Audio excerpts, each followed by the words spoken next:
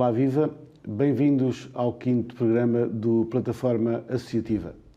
Proposta de Soberania do Povo TV que pugna por um associativismo que continua a assistir, a educar, a formar, a representar e a afirmar Águeda com vitalidade. Contamos desta vez com mais 3 convidados. Angelino Ferreira, do Lions Clube de Águeda e governador do Centro-Norte de Portugal. Ondina David, presidente da Academia Portuguesa de Cultura e Solidariedade de Águeda, responsável pela Universidade Sénior. E Jorge Rodrigues, presidente da Associação de Karaté de Águeda. Iniciamos conversa pelo Lions Clube de Águeda, que recentemente comemorou o 44º aniversário.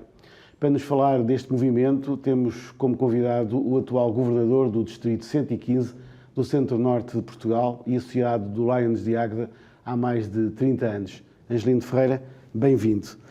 Que mais-valias trouxe o movimento leonístico à Águeda? O movimento leonístico nasceu em 1978 e, portanto, era uma época absolutamente distinta daquela que é hoje, Águeda, felizmente, em que havia, efetivamente, bastantes carências e, portanto, o leonismo, que é um movimento que procura colmatar falhas que as instituições têm no apoio social e, portanto, com o apoio dos seus sócios fundadores, fez um trabalho meritório e, portanto, estes 44 anos de existência têm-se traduzido, efetivamente, em colmatar muitas das falhas que ainda existem na nossa sociedade e que fazem com que nós trabalhemos todos os dias, quanto mais não seja, para obter um breve sorriso de alguém que recebe o nosso apoio. Que iniciativas destaca do Lions?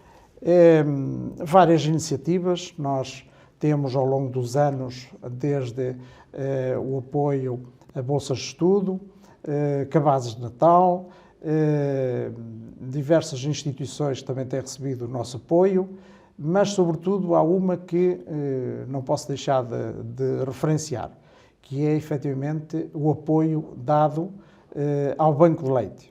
O Banco de Leite que nasceu também há bastantes anos para suprir uma falha enorme que existia na dotação de alimentação absolutamente correta para crianças desde a idade da nascença até aos 6 anos.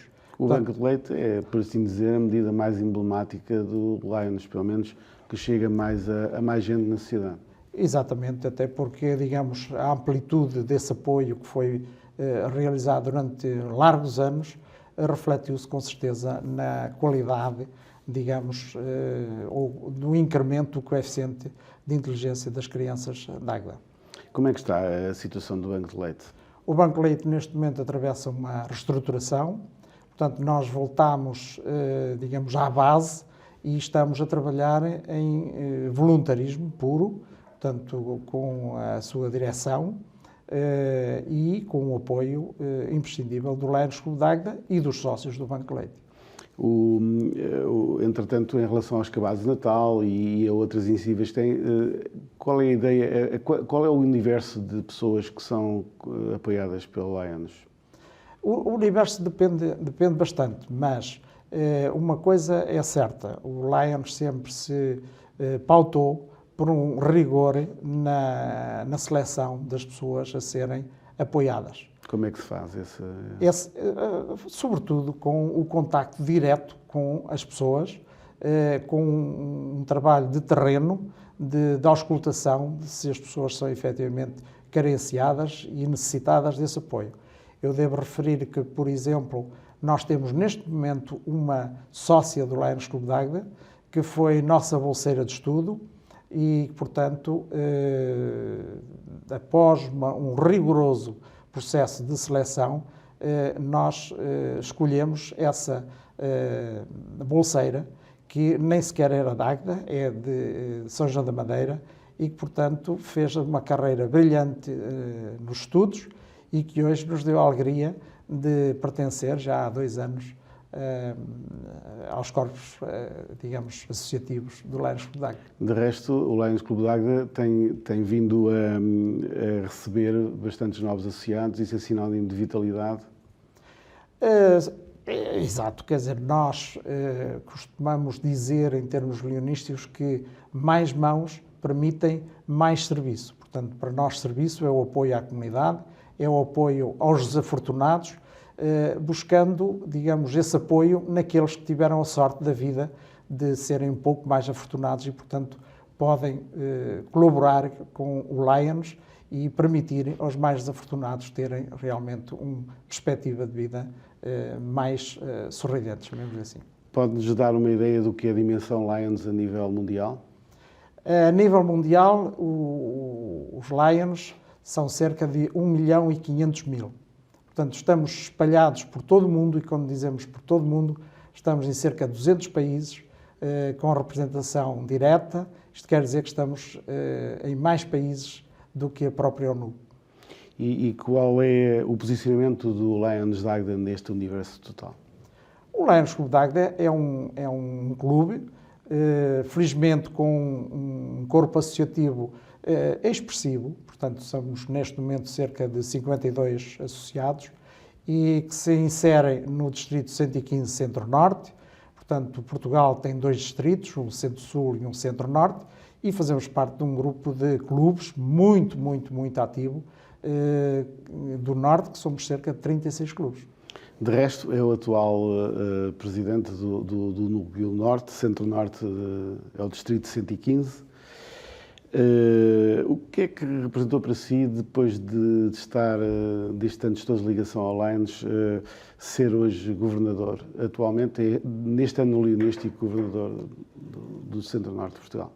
Este ano, o facto de ser governador, digamos, é o corolário de vários anos de preparação, porque este cargo é um cargo algo exigente em termos de conhecimento, porque, no fundo, nós somos gestores, mas somos gestores de pessoas, todas elas voluntárias. E, portanto, só, digamos, o núcleo de orientação destes 36 clubes é constituído por cerca de 52 pessoas que estão sempre disponíveis para apoiarem os clubes esses sim que têm, digamos, como missão principal fazer o serviço, o apoio direto às comunidades. E, portanto, isto é um vasto conjunto de pessoas, são, ao todo, o número de associados são cerca de 1.250, agrupados em 36 clubes, e a governadoria, digamos, para fazer toda, digamos, o enquadramento da ação destes 36 clubes. Que vai desde, em termos geográficos, do Mondego para cima. Exatamente. Qual foi a motivação do lema do seu mandato, paixão, inclusão e ação? Bom, sobretudo porque nós, voluntários, se nós não tivermos paixão por aquilo que estamos a fazer, então não estamos a fazer nada. Isto não é só no voluntarismo, eu penso que é em tudo na vida, tem de haver paixão por aquilo que se faz. A inclusão é efetivamente porque nós precisamos de incluir mais pessoas no nosso movimento, nós precisamos de juntar mais mãos. Portanto, nós não excluímos ninguém, nós queremos incluir mais pessoas no apoio aos mais desfavorecidos.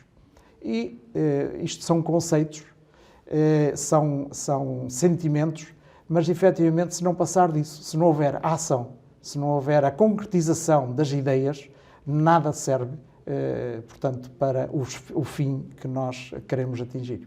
E acha que este seu mandato tem atingido esses objetivos? Eu diria 2 coisas. Uma sim, outra não. E começo pelo não. O não é que, efetivamente, nós ainda atravessámos um período que, no último mandato, portanto, que terminou em julho do ano passado, que foi muito atingido pela pandemia. Este mandato, o meu mandato, ainda teve um largo período em que os clubes, que são constituídos por pessoas de alguma faixa etária, enfim, delicada, e, portanto, os clubes ainda se retraíram de contacto direto com as populações e com as pessoas mais necessitadas.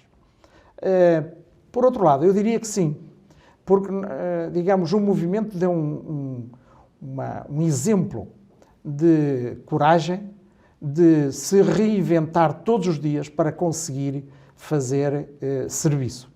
E isso foi patente, por exemplo, que em plena pandemia nós conseguimos prestar um apoio, nomeadamente à guerra que se passa na Europa, de uma forma absolutamente extraordinária, com uma movimentação e portanto, com uma envolvência a todos os níveis, desde o apoio na área alimentar, o apoio na área médica, a recolha de refugiados, o ir buscar refugiados.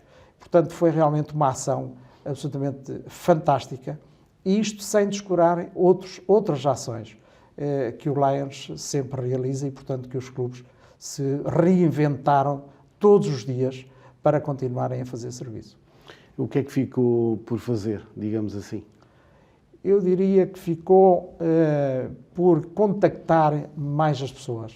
Ficou por conseguir trazer outra vez as pessoas ao convívio, mas um convívio mais ligeiro, mais descomplexado, com menos receios, porque, digamos, nós sabemos que a pandemia ainda está por aí e, portanto, isso foi o principal. Houve clubes, inclusivamente, que nem sequer fizeram as comemorações dos seus aniversários, houve clubes que se retraíram de fazer determinadas ações, efetivamente porque os seus associados tinham receio de contactar. E isso é realmente algo que nós temos de respeitar e temos, sobretudo, de deixar um alerta às pessoas para que não parem, para que não se isolem e para que continuem a prestar serviço.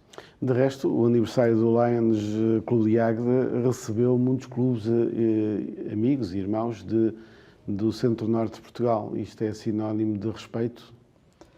Sim, eu penso que sim. O Clube de Águeda é um clube respeitado. O seu banco de leite é algo que ultrapassa as fronteiras de Águeda. Eu diria quase que é mais conhecido fora de Águeda do que quase em Águeda. E, sobretudo, é um clube que tem mostrado ao longo dos anos serviço. E não nos podemos esquecer nunca que o Lions Clube de Águeda forneceu o mais jovem diretor internacional, portanto, de todos os tempos. E, portanto, felizmente ainda está connosco, ainda está ativo e, portanto, que é o nosso companheiro José Maria Ribeiro Gorgulho, e que continua a dar, digamos, exemplos do que é leonismo e a colaborar ainda com o Lions Internacional na divulgação de tudo o que é ações de formação, ações da Fundação Lions Internacional, etc, etc, etc. Há muita ideia na sociedade que o Lions é uma organização elitista, é assim? Já foi, já foi. Eu penso que quando nós estamos a contactar com os clubes em ações de serviço, nós vemos que não é assim. Portanto, hoje confunde-se, por vezes, o que são ações de serviço com ações de recolha de fundos. E, portanto, a recolha de fundos, a gente sabe, quando há um ambiente de festa, é sempre mais fácil de conseguir essa recolha de fundos. E há uma coisa também que é muito importante que seja feito. É que quando nós temos sucesso nas coisas, quando acontecem as coisas como nós as projetamos, nós devemos comemorar. E, portanto, digamos, essa comemoração, muitas das vezes, é encarada como sendo aquilo que é o leonismo.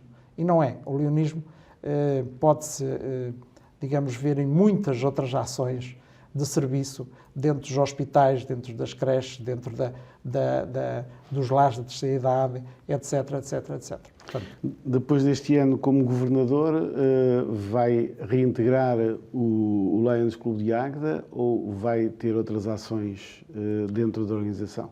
Não, eu nunca procurei, digamos, fugir muito do Lions Clube de Águeda. Portanto, eu acho que quando, enfim, me propuseram que eu me candidatasse a estes cargos, acho que foi mais num espírito de serviço e porque achava que o Lions Clube de Águeda também já tinha, digamos, bastantes anos sem ter ninguém representado nos mais altos, enfim, cargos de coordenação do movimento a nível nacional. Mas aquilo que me dá mais prazer é, efetivamente, o serviço de base.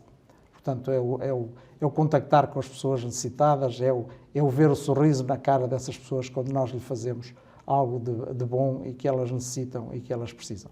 Então, antecipa um futuro do Lions em Águeda que, digamos, contemple toda esta história de 44 anos? Eu acho que sim. Nós temos assistido a um renovar, portanto, um dos grandes problemas que existe no leonismo é que, efetivamente, a sociedade hoje é uma sociedade completamente distinta do que era há 30 ou 40 anos e, portanto, o recrutamento, chamemos-lhe assim, de pessoas para fazer esta ponte entre os mais afortunados e os menos afortunados não é fácil, porque há, efetivamente, todo um conjunto de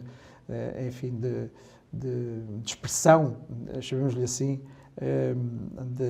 de meios. E, portanto, eu acho que aquilo que nós temos conseguido em Águeda é um rejuvenescer do clube e as pessoas com o tempo vão, com certeza, começar a gostar daquilo que nós proporcionamos a quem mais precisa.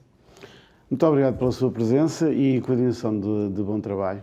Eu é que tenho a agradecer à Soberania do Povo TV por esta oportunidade de deixar aqui uma palavra a todos aqueles que efetivamente trabalham, a todos, não só os Lions, a todos que trabalham, digamos, tendo por objetivo a satisfação dos mais desafortunados. Muito obrigado. Muito obrigado, nós.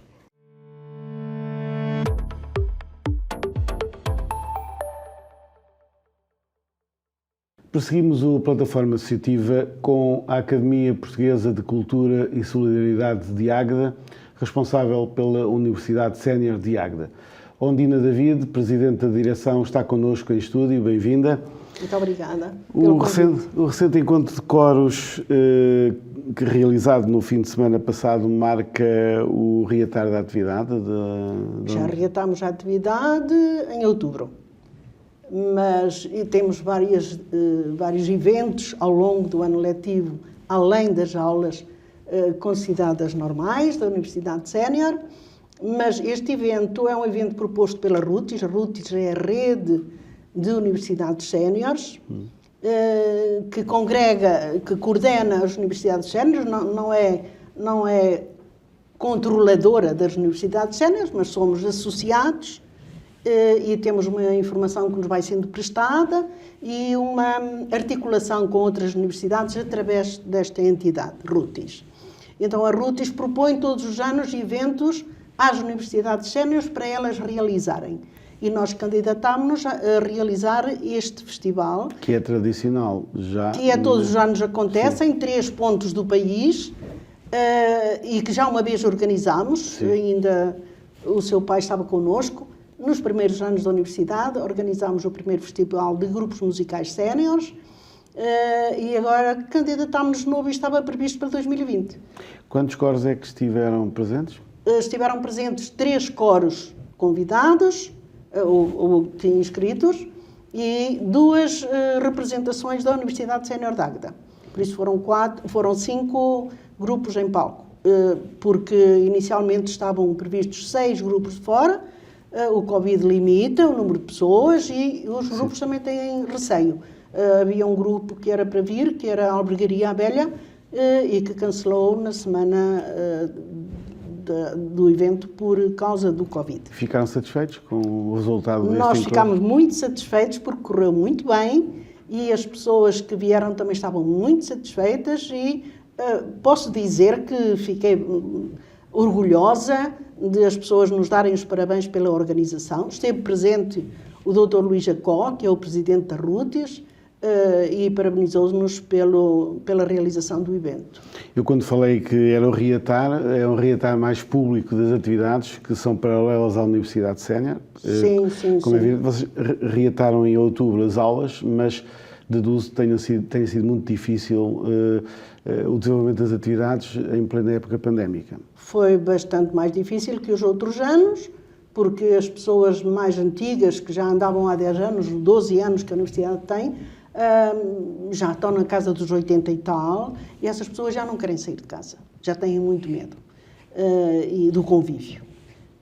Por isso há muito menos alunos na Universidade Sénior, mas isso é geral, no país inteiro, e embora os formadores se mantenham mais ou menos os que tínhamos nos anos antes do Covid.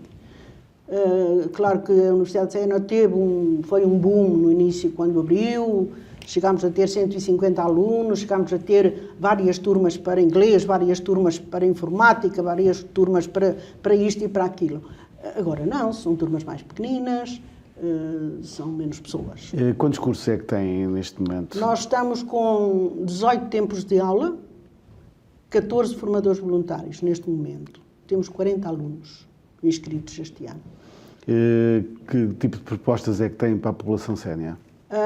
Temos várias, eu posso recorrer a um papel e dizer... Sim, muito geral, okay. sim. Sei que é diversificado, não é? É diversificado porque há aulas de sala, como é o caso da filosofia, da história, de português, das línguas, inglês, francês, que são aulas de sala, e depois há grupos lúdicos, como é o caso da Tuna, o grupo de danças e cantares tradicionais, o grupo de dança de salão, o grupo de cantares tradicionais, o grupo de fado, o grupo de teatro. Temos uma área lúdica muito diversificada, graças aos formadores que nos aparecem com o entusiasmo de dar um pouco de si a este projeto. A Universidade de Sena não é só para o conhecimento, é também para as experiências sociais, para o convívio, para a boa disposição, para as pessoas mostrarem o que sabem fazer, que sabem cantar, que sabem dançar e que gostam de sorrir e de conviver. Isto normalmente para quantas? É para maiores de 50 anos? Para pessoas maiores de 50 anos. No entanto, quando há pessoas que estão no desemprego ou por qualquer razão estão a necessitar de convívio, abrimos exceções e isso foi sempre desde o princípio. Qual é o valor da mensalidade? 15 euros. Mantém-se o mesmo valor de quando nós abrimos a universidade há 12 anos. E sei que está ligado à Universidade de Sena desde o início, sente que as pessoas valorizam muito o facto de haver esta atividade para a população sénior? As pessoas valorizam. Talvez depois do Covid as pessoas começaram a ter medo de conviver, não é? Nós estamos lá e de vez em quando um tem Covid e de vez em quando outro tem Covid. Hoje soube que uma aluna tinha Covid, eu tive a semana passada, mas já estamos vacinados e já não temos esse medo, esse pânico, mas há pessoas que têm e por isso não estão a frequentar. Mas as atividades continuam a desenvolver-se. Mesmo antes deste festival tivemos uma oportunidade de sair à rua com o nosso grupo de danças e cantares na Feira de Saberes e Sabores, que todos os anos participamos nesse evento, sempre com um grupo lúdico nosso, ou a Tuna ou o grupo de danças e cantares. Foi o grupo de danças e cantares que foi mostrar as suas danças, a sua maneira de cantar, e que foi animar esse evento que aconteceu junto ao IVV. Sim, exatamente. A Universidade de Sénior tem um papel insubstituível, considera que tem um papel insubstituível em Águeda? Sem dúvida, sem dúvida. Porque é dirigido às pessoas idosas não institucionalizadas, que vivem em 4 paredes, que estão muitas vezes afastados dos seus familiares, por circunstâncias das vidas profissionais deles, que muitas vezes vivem sozinhas e a única oportunidade que têm de conviver à mesa da esplanada do café. E descobrem, deduzo eu, muitos deles, algumas valências novas e alguns novos interesses e até, enfim, descobrem alguns talentos que eventualmente durante a vida não conseguiam. Exatamente, quantas vezes nos aparecem alunos a inscreverem-se e eu indago porque o que é que fazia antes de estar aposentado ou reformado, e às vezes é um formador que surge, porque não vai dar a aula disto ou não vai dar a aula daquilo, não é? Ainda hoje estava a pensar, temos um aluno lá que se calhar é bom para nos dar aulas de informática, que é uma lacuna que agora temos, não temos professor de informática, mas já estive hoje a pensar que ele, se calhar, é capaz é um engenheiro, que se calhar é capaz de ter capacidade e conhecimentos para desempenhar essa função. Porque os nossos formadores surgiram quase todos assim. Sim, são voluntários também. Sim, aparecem e depois de dizerem o que faziam, dizem, então, antes de ser aluno vai ser formador ou formadora. Quais têm sido as principais dificuldades que a Associação tem encontrado? A Academia? Temos dificuldades. Neste momento temos uma casa com telhado, mas estamos lá de empréstimo e não tem as condições todas que nós gostaríamos. Já tivemos uma promessa sonhadora que se desbroou, não é? Sabe muito bem do que eu estou a falar, mas a família continua a manter-nos naquele edifício, o que é muito bom porque é central, não é? Não Sim, sabemos até quando. na Rua Manuel Alegre. Sim, é muito central e não sabemos até quando é que temos Neste momento estão dependentes da boa vontade da família. da boa vontade dessa família, sim, que é a nossa patrona, digamos assim. Essa é uma das dificuldades de não terem casa própria e, eventualmente, terem algumas dificuldades de espaço para algumas Para algumas atividades, sim, utilizamos o Salão de Chá da Alta Vila, por graciosidade da Câmara Municipal, uma vez por semana, para fazer os ensaios dos grupos de danças e da tuna. Hoje é o dia desses ensaios. O resto decorre na casa, não é? Porque não temos tantos alunos assim como já tivemos. Sim, e pensam regressar aos números anteriores? Ou seja, como é que pensam cativar novos alunos para a universidade? Pois, ainda ontem estive a falar porque tivemos uma assembleia extraordinária, e estive a falar com as pessoas sobre isso e disse que cada aluno devia sentir a obrigação de trazer um amigo. Porque o boca a boca é a melhor publicidade. Claro que a Universidade de Ceará não se tem tornado muito visível na imprensa local nos últimos tempos, também por causa do Covid, limita-nos um pouco, rouba-nos o entusiasmo, não é? Que novas iniciativas é que se pode esperar da Universidade Sénior ou da Academia de Cultura que está por trás da Universidade Sénior para os próximos tempos? Pronto, nós somos uma IPSS. Uma IPSS pode ter um lar, pode ter um infantário, pode ter essas coisas, mas a nossa vocação é a Universidade Sénior. Como IPSS não temos nenhum benefício para a Universidade Sénior. Não temos apoio da Segurança Social, não temos um apoio continuado da Câmara Municipal. Temos muito apoio da Câmara Municipal para os eventos, que nos dá a logística e nos apoia neste evento que tivemos um lanche de convívio no fim do festival e temos um apoio da Câmara para poder fazer isso, em termos módicos para os participantes. Mas enquanto IPSS... Agora, enquanto IPSS, precisávamos, por exemplo, de implementar, e foi pensado isso já há muitos anos, de implementar um centro de convívio, que é uma figura lá que encaixa, para vir um subsídio, para garantir um ordenado de uma pessoa. Nós agora não temos nenhuma funcionária na secretaria, não temos nenhuma funcionária para nada. Tudo voluntários? Tudo voluntários.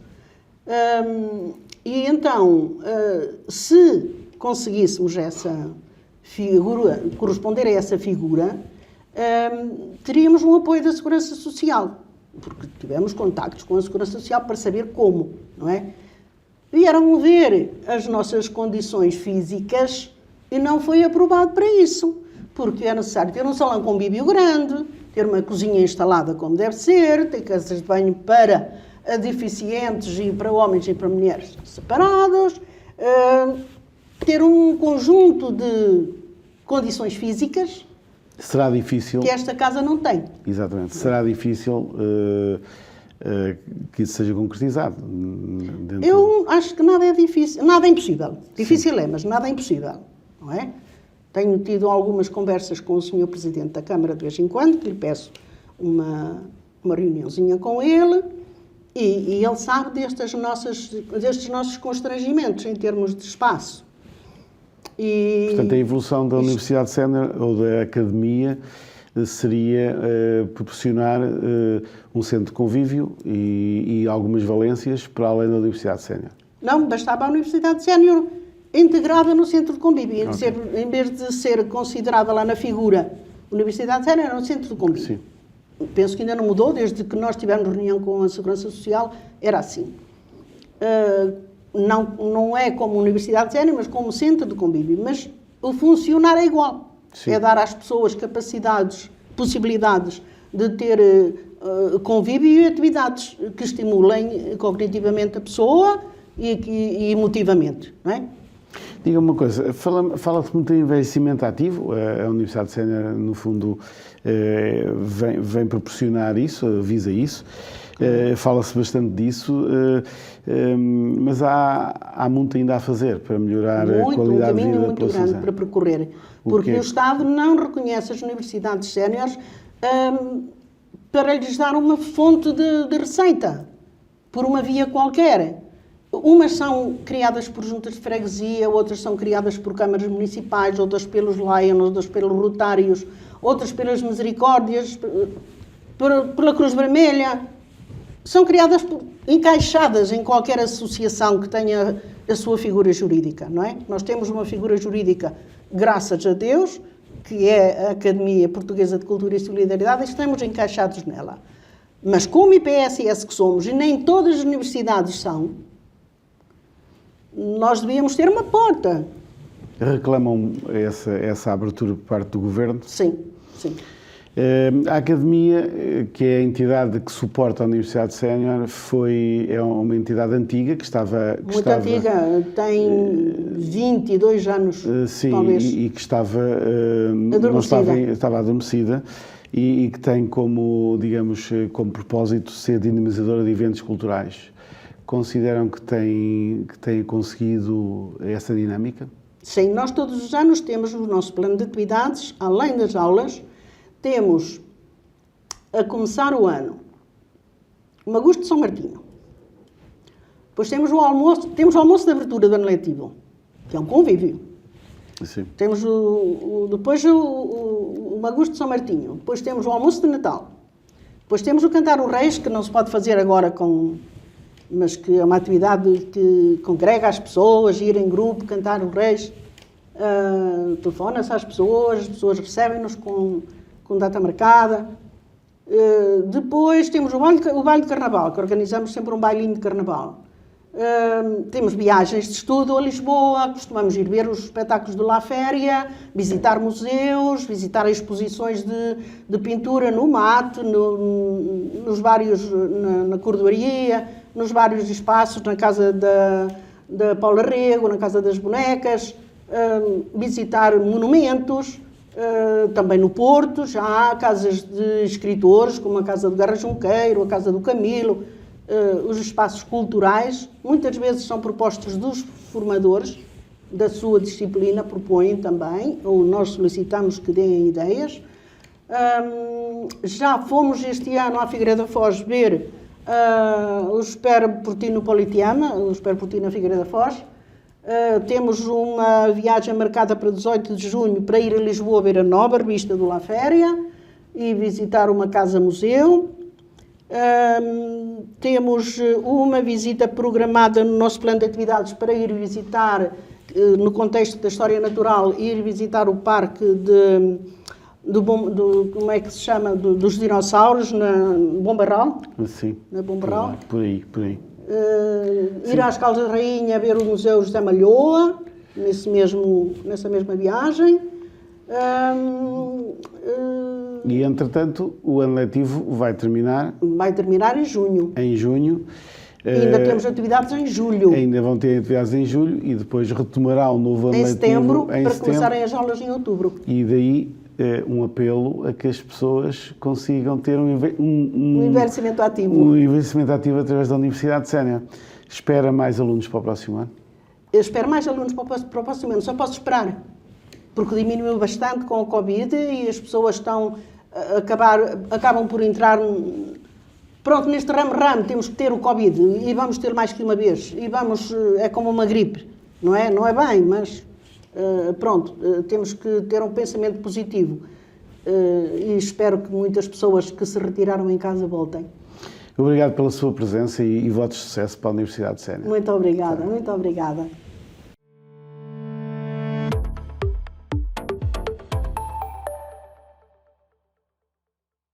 Prosseguimos o nosso programa com a AKP de Águeda, Associação Karaté de Águeda, o terceiro dojo mais antigo da Associação Shotokan Karaté Internacional de Portugal.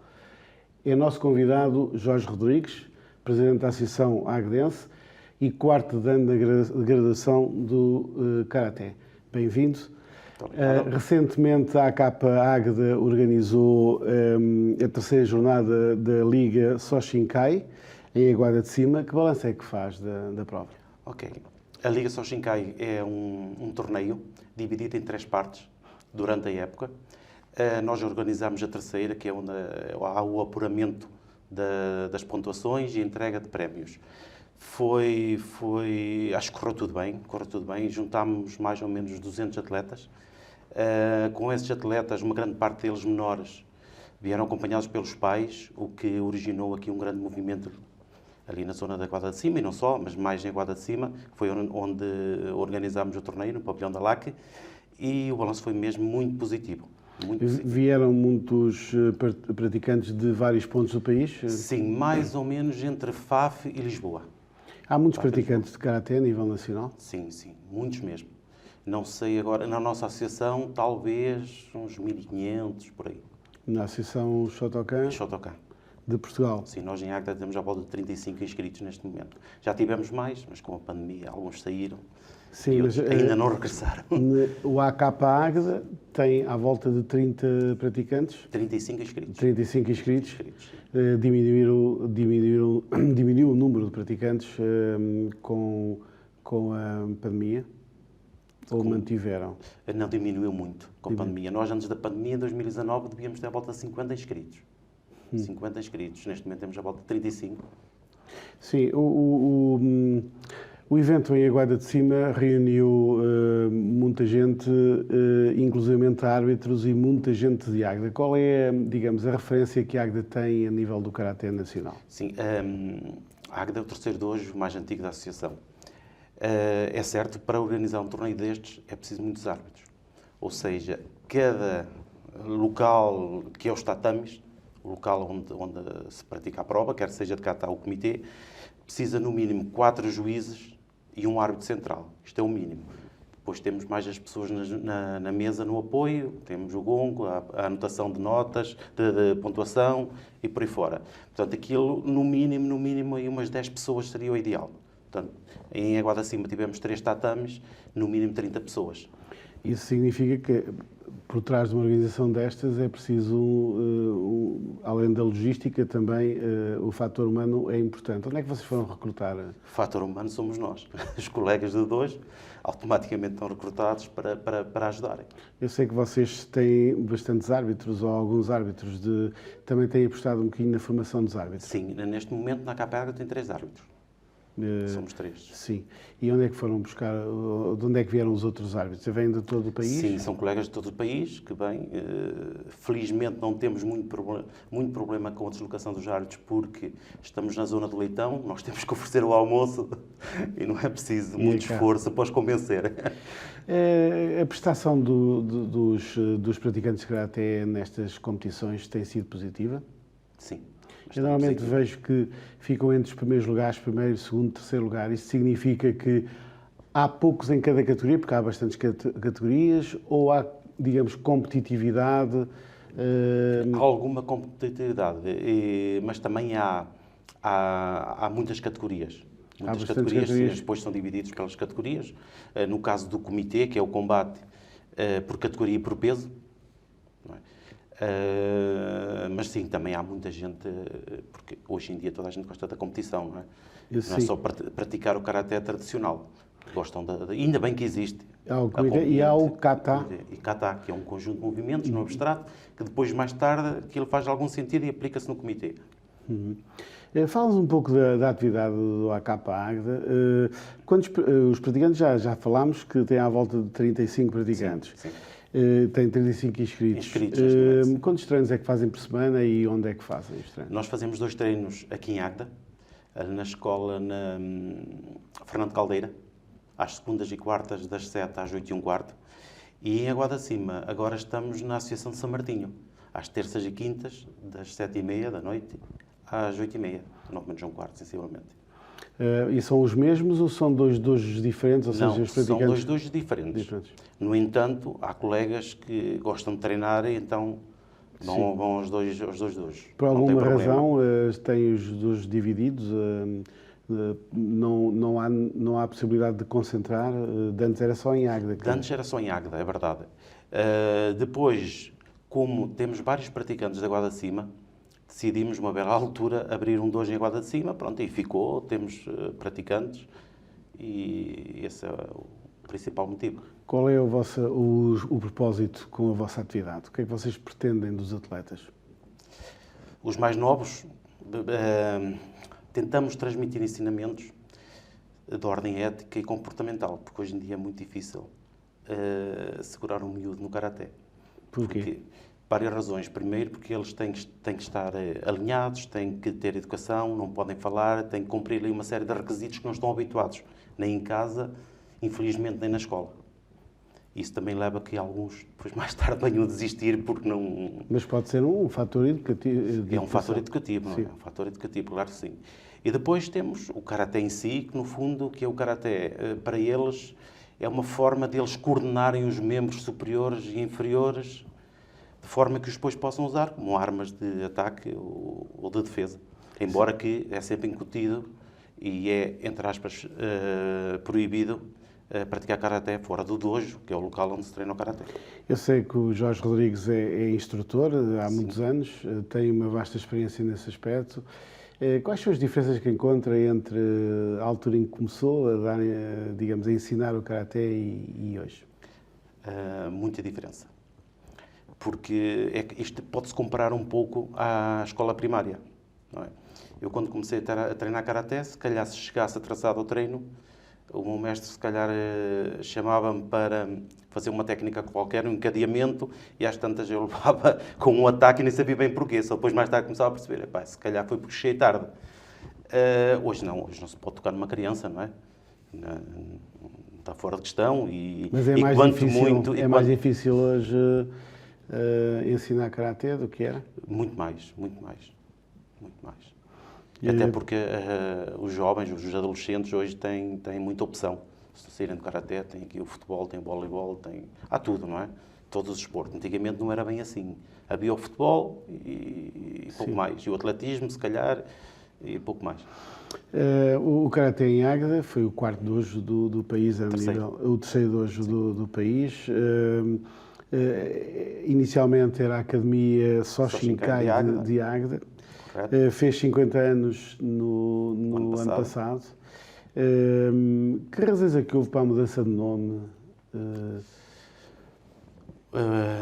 A Academia Soshinkai de Águeda foi a Academia Soshinkai até 2014. Nós, em 2014, formámos uma associação, que era a AKP Águeda. Ou seja, até 2014 era um grupo, no fundo, que estava ali a treinar karaté, mas houve a necessidade de legalizar o karaté. E a única forma que nós tínhamos de legalizar era criar uma associação, para podermos estar legais, para passarmos recibo, para termos uma contabilidade, para... Então a Academia Soshinkai de Águeda era, digamos, um grupo de amigos? Um grupo não de amigos. Não havia a organização que há hoje e a necessidade. Exatamente. Sim, em termos de associação. E foi esse o principal motivo. O motivo. Sim, e isto também abre-nos portas para pedir um apoio à Câmara, à Junta de Freguesia e outras entidades, não é? Claro. Para organizar. Eu penso que se não tivéssemos uma associação, se tivéssemos o apoio da Câmara, principalmente da Junta de Freguesia da Guarda de Cima, entre outros, não era possível organizarmos um torneio desta envergadura. Muito difícil. Mas na altura a Academia Soshinkai, quando surgiu, foi, digamos, algo que não era muito normal aqui, e vocês encontraram alguma resistência pelo facto de se ter uma ideia de que o karaté poderia ser um desporto eventualmente violento? Ou não? Nós não treinamos karaté como desporto. Nós treinamos karaté como arte marcial. Sim. É um bocado diferente. Depois temos uma componente esportiva, que é a competição. É um bocadinho diferente, porque há associações, há dojos que vivem só mesmo para a competição. Nós não. Primeiro temos aquele rigor que os japoneses nos ensinaram, a disciplina, aquilo tudo. Depois é que então, paralelamente, temos o objetivo é a arte marcial e o desporto é como consequência. Exatamente. Tem que existir, não é? O que há no karaté que não há noutras modalidades esportivas? Eu penso que é disciplina. A disciplina? Disciplina, rigor, penso que são esses os fatores. Não existe... Também existem alguns esportes, não é? No caso do futebol, para ser um grande jogador tem que haver muita disciplina, muito rigor, não é? Agora, não se vê no karaté aquilo que se vê no futebol. Por exemplo... Sim, a disciplina oriental, Exatamente, nomeadamente a japonesa, educação, que é muito... Educação. Olha, e projetos futuros? Projetos futuros. O que nós gostaríamos de ter era uma sede nossa. Estamos a trabalhar para isso. Não sei quando é que vamos ter. Se vai ser mesmo nossa, se vai ser alugado, se vai ser cedido pela Câmara, que também já abordámos a Câmara. Mas esse era o nosso objetivo e talvez a médio prazo. E a sede onde é que vocês... O ideal seria aqui em Águeda, no centro da Águeda, até arredores muito próximos. Isso era o ideal. Tem alguma solução no imediato para No isso? imediato, não temos. É um sonho nosso, até porque para evoluirmos precisamos mesmo de uma sede. Então nós temos praticantes que treinam 2 vezes. Agora, como estamos à porta de um campeonato da Europa, por exemplo, temos 2 atletas que vão ao campeonato da Europa, precisamos treinar mais vezes e não temos uma sede nossa. Precisávamos. O Campeonato da Europa vai ser onde? Na Holanda, E no final do mês de julho. E quem é que vai? Vai o António Marques, colega, e vai uma colega que é a Bibiana Matos. Foram apurados através da Liga Digamos Soshinkai. sim, selecionados, sim. Selecionados. Normalmente participam sempre em competições, têm tido bons resultados, não é? Qual é o objetivo e o que é que se pode esperar da participação deles? Certeza que vão estar melhor a conseguirem, certeza. Aquilo é uma competição a nível europeu, aparece ali atletas de alto rendimento, inclusive. Sei que vocês têm feito estágios com vários mestres. Japoneses, todos os anos. Sim. E eles vêm aqui com frequência? 1 a 2 vezes por ano. E vocês têm, obviamente, relações com eles de proximidade? Sim, temos. Ok. Então, é necessário. Muito obrigado nós é que agradecemos. Pela sua presença. A plataforma associativa fica por aqui. Viva, colabore, participe com as associações de Águeda. É o objetivo também de nós termos este programa no ar. Regressamos na próxima semana. Até lá.